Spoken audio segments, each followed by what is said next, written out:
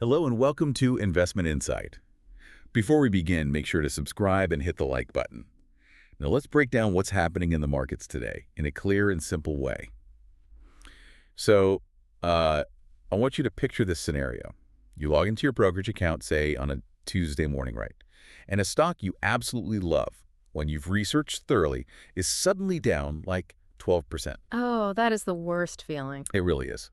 And the financial news headlines, they're just screaming that massive global investors, the so-called smart money, are aggressively dumping their shares. So naturally, your stomach just drops. Right. Panic sets in. Exactly. Your finger's literally hovering over the sell button. You can't help but think, well, they have armies of Ivy League analysts. They must know something I don't. But for this deep dive today, we are going to challenge that exact assumption. We really are, because it's a huge misconception. Yeah, we're looking at some recent market analysis that reveals the hidden mechanics behind why the big money actually moves the way it does. And honestly, the data shows they might not be selling because they know a secret about the company. They might be selling because, well, a math equation literally forced them to. Yeah, and that is the crucial distinction we need to make today. According to the research we've been reviewing, market prices, especially in the short term, they are very rarely set by rational, calculated judgments about a company's true fundamental value. Which sounds kind of crazy, right? It does, but in reality, large institutional funds operate inside this web of hidden mechanical constraints. These are rigid, algorithmic rules that quite literally force them to liquidate positions, and they do this completely regardless of how well an underlying company is actually performing. Wait, hold on a second. I'm struggling with this premise right out of the gate. We are talking about billion-dollar funds here, right? Oh, absolutely. Trillions sometimes. Right, and they employ highly paid portfolio managers. Are you telling me that these managers are just like blindly following a compliance manual off a cliff instead of using their own common sense to hold on to a really profitable company? I know it sounds counterintuitive, but yes, they absolutely have to. You have to stop thinking of institutional selling as a pure reflection of a company's health. Okay. The first major takeaway from the data is that heavy selling by foreign or institutional investors is frequently completely decoupled from a company's fundamentals.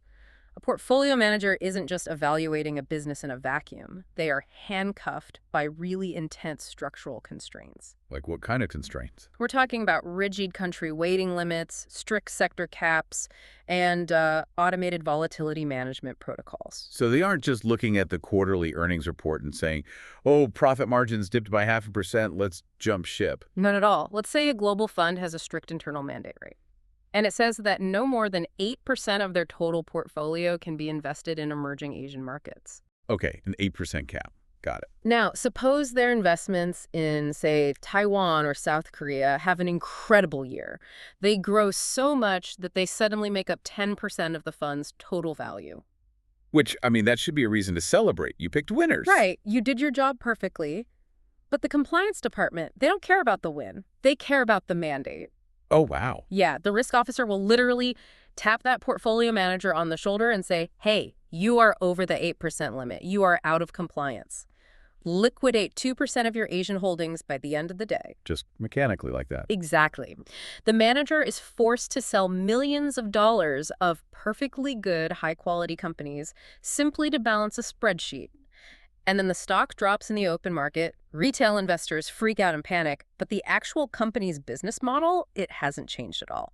Okay, let's unpack this because I want to map this onto something we all deal with in the real world to really grasp the mechanics here. Yeah, let's ground it. So imagine your neighbor runs a very successful local delivery business, right? And he owns this pristine, heavy-duty commercial van. It's a beautifully reliable machine, meticulously maintained, runs like an absolute dream. Sounds like a great asset. Right. But one morning, you look out the window, and you see him selling it in his driveway for a massive discount. Yeah. Like half price. Must go today. Oh, man. Now, you could look at that and panic, thinking, oh my gosh, is the engine completely broken? Is the transmission shot? What's fundamentally wrong with the vehicle? Which is the natural human reaction. Exactly.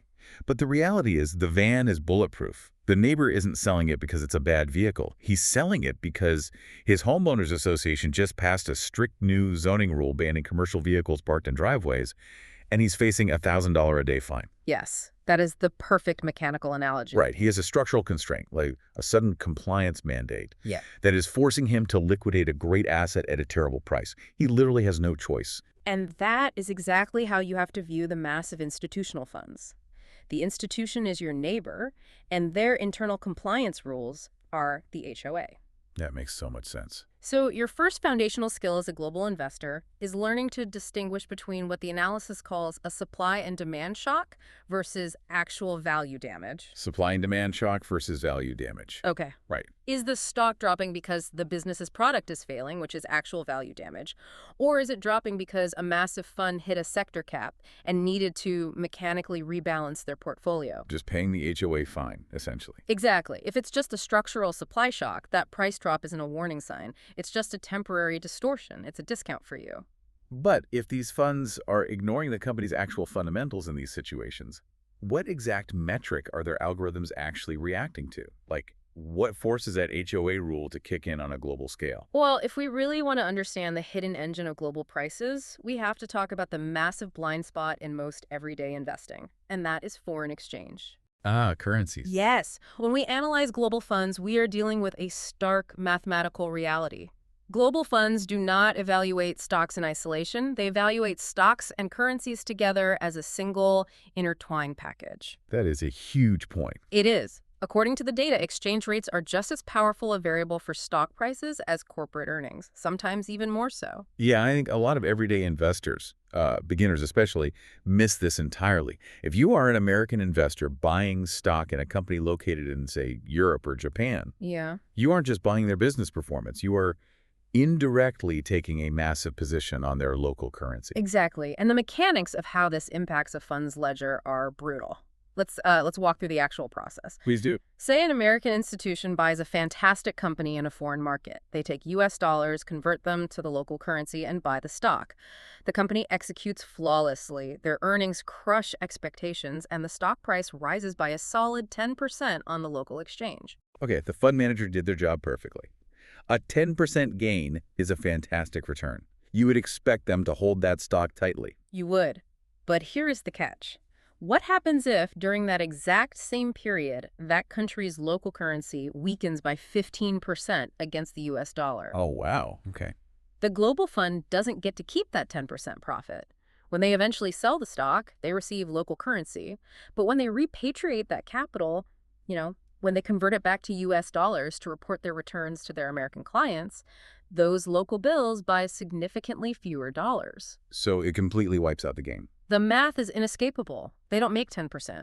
The currency drag means they actually take a net loss on the investment. So the exchange rate literally cannibalizes the corporate earnings before the money even makes it back home. Precisely. And this is why when you are looking at foreign supply and demand, you cannot just look at the net buying and selling of the stock itself. You absolutely must look at whether the US dollar is strong or weak and whether the local currency is stable. Because if the dollar is surging, they have to bail out. Right. If the dollar is surging, an unhedged portfolio manager is mechanically forced to liquidate that foreign stock to stop the bleeding, even if the underlying company is having its best year ever. And as American investors, this is incredibly relevant to our daily lives right now. I mean, with Donald Trump as the current president, we see the administration regularly negotiating tariffs, enacting specific trade policies, and taking very definitive stances on international manufacturing. Which shakes up the currency markets constantly. Exactly. And completely, regardless of your politics, the factual reality is that these macro-level moves create massive ripples in the foreign exchange markets. A single trade policy announcement from the White House can cause the US dollar to surge in strength overnight. And what's fascinating here is when the dollar surges like that due to macro policy, those global funds have to react immediately. They don't have time to wait and see. No, the algorithms see the currency shift, the risk metrics flash red, and the managers start dumping perfectly healthy foreign stocks.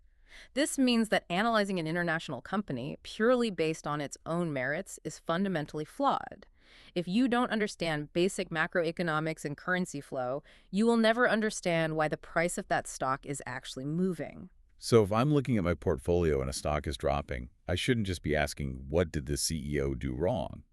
I need to elevate my thinking and ask, Is this a localized company problem, or is this just a macro currency and cash flow problem hitting the institutional holders? That is the exact analytical shift you need to make. You are separating the business reality from the currency reality. This paints a really weird picture, though, because we usually think of institutional size as pure power. Oh, absolutely. That's the myth. Yeah, they have billions of dollars, supercomputers, massive influence. Yeah. But hearing you describe these mechanics, it sounds like their enormous size is actually a severe restriction. They sound trapped. It is a massive burden. The data is very clear on this. Big money completely lacks agility. Think about the sheer scale of the capital they are deploying. Just billions and billions. Right. Because large funds are so incredibly huge, they are tied down by strict benchmark tracking and automated risk management systems. One of the most common systems dictating their movements is called value at risk, or VAR. VAR. I've heard that term thrown around on financial news networks, but how does value at risk actually work mechanically to force a sale? Essentially, a VAR model calculates the maximum potential loss a fund could face over a specific time frame based on historical market volatility. The fund's compliance department sets a strict legal limit on that number. So they have a ceiling they can't cross. Exactly. If market volatility suddenly spikes, maybe there's a surprise geopolitical conflict or a sudden supply chain shock, the VAR number mathematically shoots up. Suddenly, the fund is holding too much risk according to its own algorithm. Even if the specific companies they own have absolutely nothing to do with the geopolitical conflict. It doesn't matter. The system looks at the overall volatility of the market. To get their VAR number back down under the legal limit, the fund managers are mechanically forced to reduce their exposure. They have to sell off assets indiscriminately during a sudden market plunge. Just to get the math to work. Yes. Yeah. They don't get a choice. They can't just call up the risk officer and say, hey, I know the market is volatile, but this specific tech company has an amazing balance sheet. Let's just hold on. So the compliance rules completely override human judgment. Absolutely. The rules dictate the action. They are forced to sell into a falling market, creating massive downward pressure on the stock price. And here is the truly painful part for them. It gets worse. Oh, yeah. Even worse than the forced selling is the forced buying. Once the geopolitical panic subsides, the volatility drops, and the VAR models normalize, their rigid asset allocation rules force them to put their cash back into the market. Right, because they can't just sit on cash forever. Exactly. But because the market has already recovered, they are forced to buy those exact same stocks back at higher, much more expensive prices. This mechanical, forced trading loop is what creates massive, short-term price distortions. Here's where it gets really interesting, because when you visualize this physical limitation, it completely changes how you see Wall Street. I like to think about it like this. Compare these massive institutions to giant commercial cargo ships in the ocean. I love this analogy. Right? They're absolute behemoths. They carry billions of dollars in cargo, and they have immense, overwhelming momentum. But because of their size, they're incredibly slow to maneuver, and they're forced to follow very deep, very rigid shipping lanes. And those lanes represent their market benchmarks. Very rigid. So if a sudden obstacle appears in the water, like a volatility storm, they physically cannot just spin the steering wheel and dodge it. It takes them miles and miles to turn. They just have to plow straight through the storm and take the damage because their internal physics don't allow them to deviate from the routed shipping lane. That is a brilliant visualization. The cargo ship has all the size and the power, but it completely lacks maneuverability. The portfolio managers are basically prisoners to their own scale and their own routing rules. Which leads us to the most empowering part of this entire analysis for the person listening right now. If the institutional funds are these giant, slow-moving cargo ships, well, what does that make the everyday investor? It flips the entire script on who actually has the advantage. The giant cargo ship's inability to turn quickly is exactly where your greatest opportunity lies. How so? Well, most individuals sitting at home genuinely believe their biggest weakness is a lack of insider information. They think, oh, if I just had the Bloomberg terminals and the research reports that Wall Street has, I'd be successful. Yeah, that's what everyone thinks. But the data reveals something entirely different. Your true structural advantage in the market isn't having better information. It is your total freedom from constraints. You are a nimble little speedboat buzzing around that giant cargo ship. Exactly. As an individual investor, you do not have to match the MSCI Emerging Markets benchmark perfectly every single quarter. You don't have thousands of angry clients calling your phone demanding their money back tomorrow because a news headline looks scary. You're just managing your own money. Right. You aren't bound by rigid portfolio weighting rules that dictate you must hold exactly 4.5% of your money in European banking stocks, regardless of how those banks are performing. You don't have a compliance officer tapping you on the shoulder, forcing you to sell your best stock because of a bear shock. Precisely. Because you lack that bureaucratic red tape, you possess an incredible superpower, which is the freedom of inaction. You have the freedom to just sit still. Which is huge. It is. You can hold on to a truly great asset for the long term, even when the price temporarily dips, because you aren't forced to hit a quarterly performance target to keep your job. Conversely, you also have the freedom to rapidly increase your cash position in a single afternoon if you spot legitimate fundamental danger in a company. So while the cargo ship takes weeks to offload its risk without tanking the market, you can do it with a click of a mouse. Exactly. It's the ultimate David and Goliath dynamic, but in this version, Goliath's armor is actually so heavy he can barely walk, and David can sprint circles around him. I love that. But I do want to push back a little here, because having a speedboat doesn't necessarily mean you know how to navigate the ocean, right? Hmm. Doesn't this freedom also make retail investors incredibly dangerous to themselves? If we connect this to the bigger picture, you are hitting on the exact catch. Freedom is only a structural advantage if it is utilized correctly. Right. Freedom without rules doesn't make you a genius investor. It just makes you erratic. It leads to impulsive, emotional trading.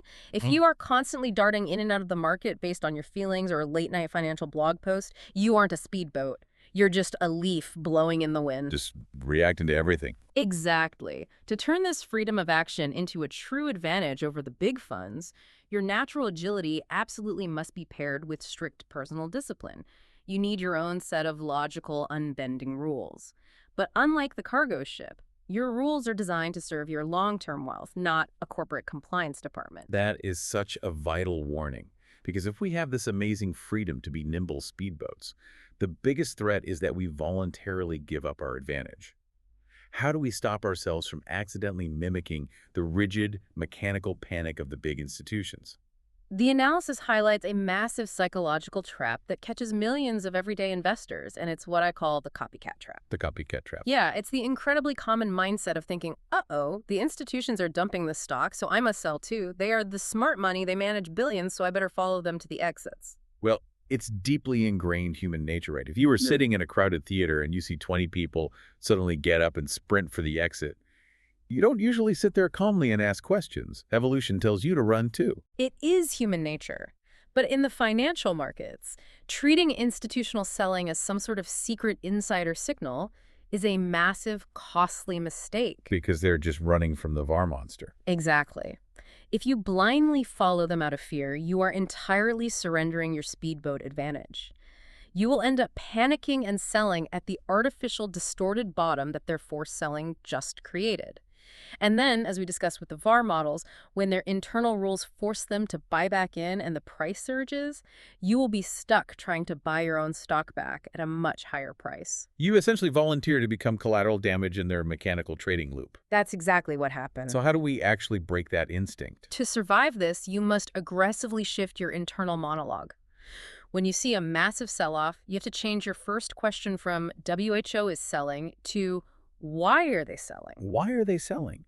That really forces you to pause the panic. It forces you to analyze the mechanics instead of just reacting to a red arrow on your screen. This raises an important question, though. How do we practically utilize this mindset in our day-to-day investing? Because to be very clear, the goal here isn't just mindless contrarianism. Right. You don't want to just blindly buy every single time a stock drops, assuming it's an institutional mistake or a currency fluctuation. I mean, if the company is actually going bankrupt because their product is obsolete, buying the dip is a terrible, terrible idea. Exactly. Mindless contrarianism is just as dangerous as mindless copycatting.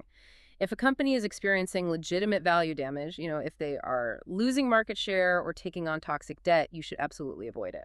So what's the right balance? The true attitude required to win as an independent investor is what the data refers to as the readiness to endure price distortion. You must cultivate the macro-level reading skills to identify if a sudden drop is just a mechanical overreaction to a currency shift or a benchmark rebalancing. You have to look at the neighbor's van and confidently say, I know the engine is good. I'm not going to assume it's broken just because the HOA is forcing him to sell it. Precisely. You must combine that macro awareness with the execution skills to act on your own personal rules. You have to develop the stomach to look at a 15% drop in your portfolio, recognize that it's a mechanical supply shock driven by institutional constraints, and calmly hold your position, knowing the underlying value of the company hasn't changed one bit. Just ignore the noise. Yes. You are using your freedom to step back, assess the true fundamental value, and absolutely refuse to participate in the forced mechanical distortions that plague the big Wall Street funds. Okay, this has been an incredibly eye-opening deep dive. Let's quickly synthesize what we've covered today. The central takeaway here is that winning in the market as an everyday individual isn't about having the fastest computers, the most insider information, or mimicking the moves of billionaires. Not at all. It is entirely about understanding that the smart money institutions act based on structural constraints, rigid compliance rules, and massive currency fluctuations, not just the underlying fundamental value of a company. The most successful long-term investor isn't the one with the biggest bank account. It is simply the one who acts most consistently within their own appropriate rules. Well said. You win by using your freedom as a nimble, unconstrained individual to exploit the mechanical price distortions left behind by the giant, slow-moving cargo ships of Wall Street. And to leave you with one final thought to mull over as you review your own portfolio this week. Yeah, please. If massive global funds are frequently forced to buy and sell assets purely to satisfy mechanical benchmarks, algorithmic risk models, and internal compliance rules, completely regardless of the actual fundamental price, what other assets in the world right now are currently sitting at completely artificial, distorted prices, just waiting for a patient, independent investor to notice? Man, that is a phenomenal question to think about and a great place to leave it. Thank you all for joining us on this deep dive into the mechanics of the market. Don't forget to subscribe and hit that like button.